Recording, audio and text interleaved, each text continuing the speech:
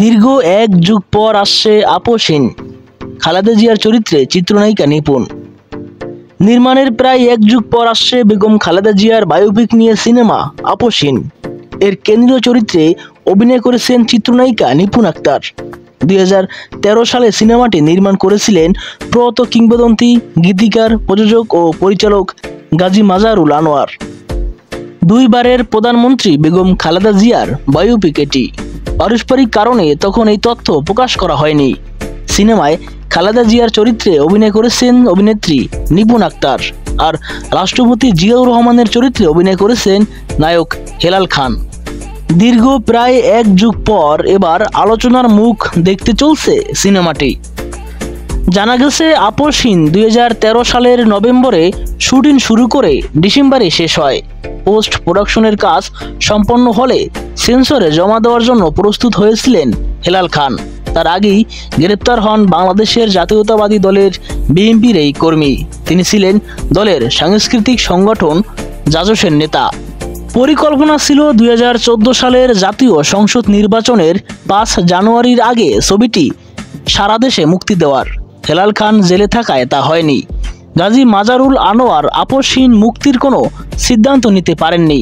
এরই মধ্যে গাজী মাজারুল আনোয়ার মারা গেলেন। অভিনেতা হেলাল খান জানান, সিনেমাটি নিয়ে গাজী মাজারুল আনোয়ারের অনেক স্বপ্ন ছিল। সেই স্বপ্ন বাস্তবে রূপ দিতেই আপসহীন সিনেমাটি শীঘ্রই মুক্তি দিতে চাই। তার আগে অবশ্য বেগম খালেদা জিয়ার সঙ্গে একবার দেখা করব।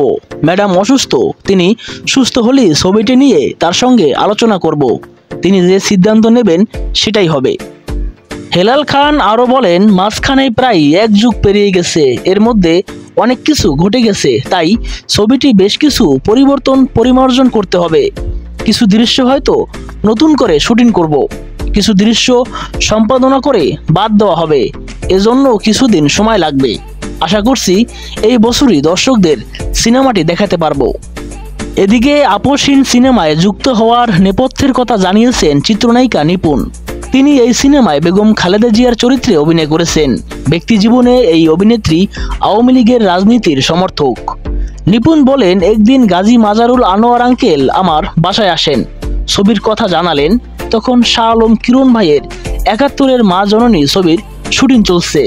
আমাকে আঙ্কেল বলেন, ম্যাডাম খালেদা জিয়ার জীবনী নিয়ে একটি সিনেমা আপসহীন বানাতে চাই, আমাকে তার চরিত্রে রূপদান করতে হবে। জানতে চাইলেন আমার আপত্তি আছে কিনা। জানালাম, অভিনেত্রী হিসেবে ম্যাডামের চরিত্রে অবশ্যই অভিনয় করা উচিত। তিনি সাবেক প্রধানমন্ত্রী, তখন বিরোধী দলীয় নেত্রী হিসেবে রাজপথে সরব। আমি রাজি হওয়ায় আঙ্কেল খুশি হলেন।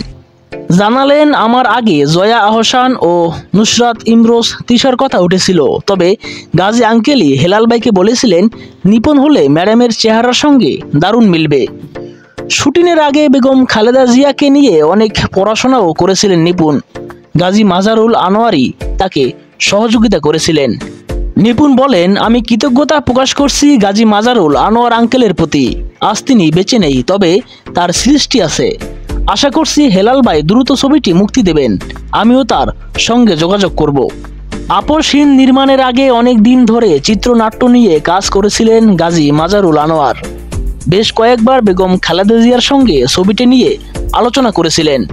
অভিনেতা ও ছবির প্রযোজক হেলাল খানের সঙ্গে দিনরাত এক করে কাজ করেছিলেন।